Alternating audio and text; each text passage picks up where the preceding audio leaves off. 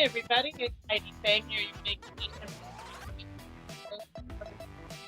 journalist today. Readers. So let's get this going. I've already got a bunch of questions. Sorry we weren't here yesterday as anticipated. There were other technical things beyond my control. So we're here today to lock down all this talk, rumors, things, everything happening with the Raiders. So I got about 5 or 6 questions already in the queue here from yesterday. So I'm going to go ahead and start up some of those and get to answering them. First, the one is, what is the difference we can expect to see in the 2021 season? This coming from at Emmanuel 8 and then a whole bunch of numbers. It looks like, I don't know, somebody's telephone number. But all right, to answer that, I think that what can we expect to see in 2021? Well, the defensive staff has been almost entirely revamped. Also, tight end coach Frank Smith moved on. So now there's somebody else in that position. So I don't think anything will change with the tight ends, but what I do think will change on defense is we're going to see a fully new Gus Bradley scheme installed. That's going to be completely different from anything that you've seen in the past. So I think we're going to start seeing a front four shakeup on the D line. Definitely, I think that has to happen. I don't know how it's going to happen because I don't think that Cleve Farrell or Max Crosby lose any of their positioning or spot on that line. But I think that they're going to probably look to bring in somebody that can maneuver, somebody that can stuff the run, somebody that can fall back into pass coverage when they need it. So I think that there's going to be some changes there on the D line that we see, definitely. And I think another difference that you might see is a shakeup with the safeties. I don't know how exactly, but I think that we will probably see maybe somebody else brought in that time. So those are my two things that I think we're going to see is somebody different in the backfield as well as up front. All right, so the next one is, do you think Richard Sherman signs with the Raiders? I think it makes all the sense in the world for Richard Sherman to come to the Raiders, except for the fact that he's going to demand a high salary and he's going to be someone that you can't rely on fully, because if you look at the past year, Richard Sherman was not healthy. Richard Sherman didn't play a lot of games. Was he on a Super Bowl team 2 years ago? Yes, he was. Was he a part of Gus Bradley's defense back when he was with Seattle? Yes. So I think those are two things that make him a viable candidate for this defense, somebody that they might look at. I think that if you look at his history and his past, Richard Sherman has been somebody that has been a very vocal leader, somebody that people can rally around. So I think that when you have those two things that you can bring into a young defense as a veteran, that might be something that the Raiders look for. And he's already got an idea of how Gus Bradley operates. So I think on both ends, Richard Sherman could definitely be someone they take a look at, but there's going to be a lot of restructuring that would need to be done with the salary cap to be able to bring in somebody of his stature, if you will. What other players do you think the Raiders will go after? Well, there's been a lot of talk, and this I'm going to tie it in with the next question.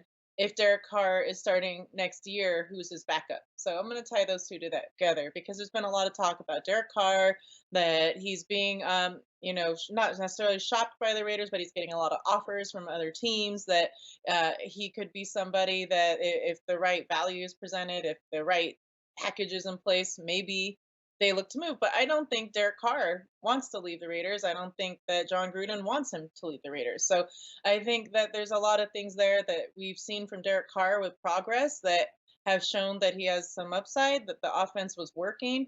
Of course, I think there's a lot of things the offense can improve, like Henry Ruggs getting on the route running track, being somebody that is a deep threat, that it was a few times last year that he and DC just missed each other, where if he had caught those passes, that would have been huge for the Raiders. So I think there's some timing and chemistry things that need to be worked on with those two, and specifically with the other younger rookie from last year, Brian Edwards. So he was just starting to come on hot too at the end of the year. Nelson Aguilar is a question. Do they bring him back? So I think there's a lot of questions here on offense that they're going to have to answer. But I think if you want to get to the part of who's the starting quarterback and who's his backup, your starter is going to be Derek Carr, and his backup will most likely be Nathan Peterman. Now, why would I go that way? Because he's already re-signed. Marcus Mariota is going to bring a huge hit here to the Raiders, and that salary cap at 10.6 million for next year if they do decide to bring him back.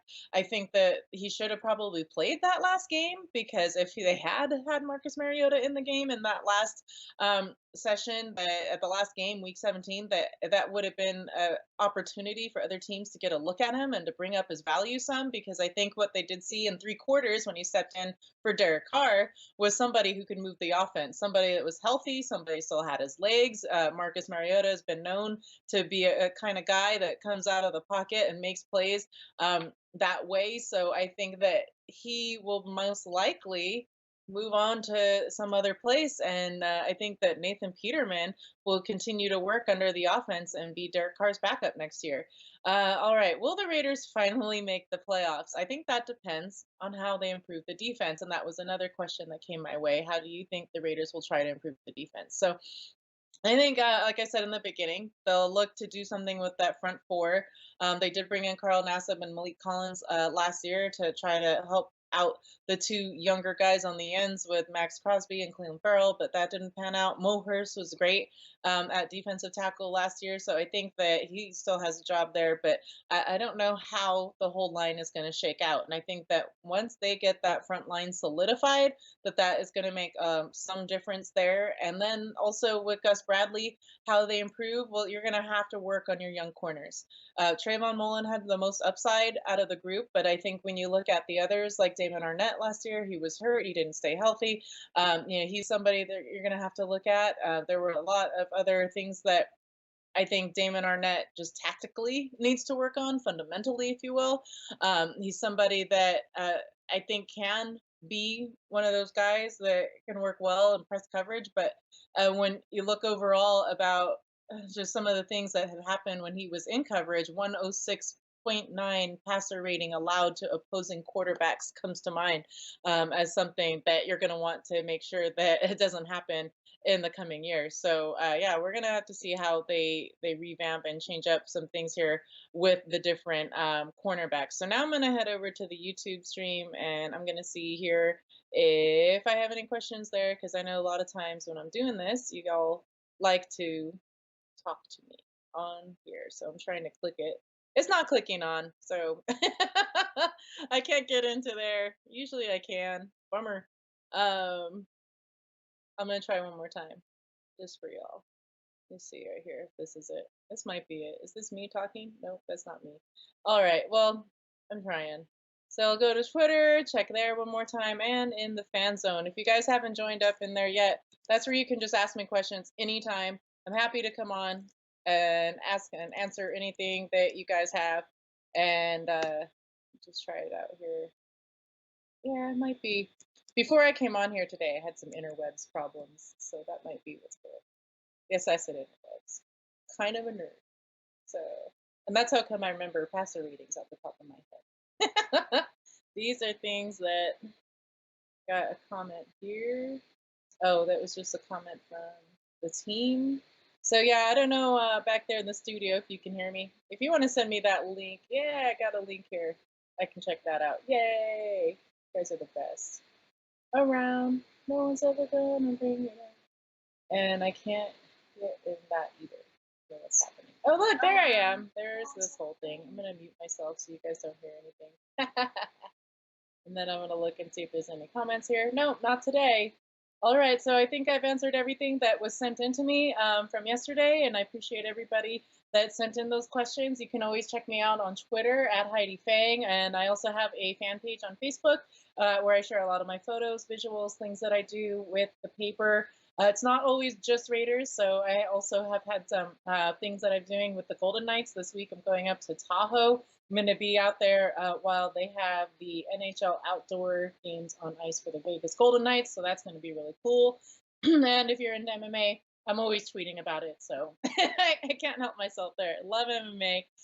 It's something I've been a part of for a couple decades now, and I just can't stop doing what I do with MMA. So anybody that wants to check out those things, ask me anything, anytime, hit me up Twitter at Heidi Fang. Thank you everybody so much for watching. I'll be back next month.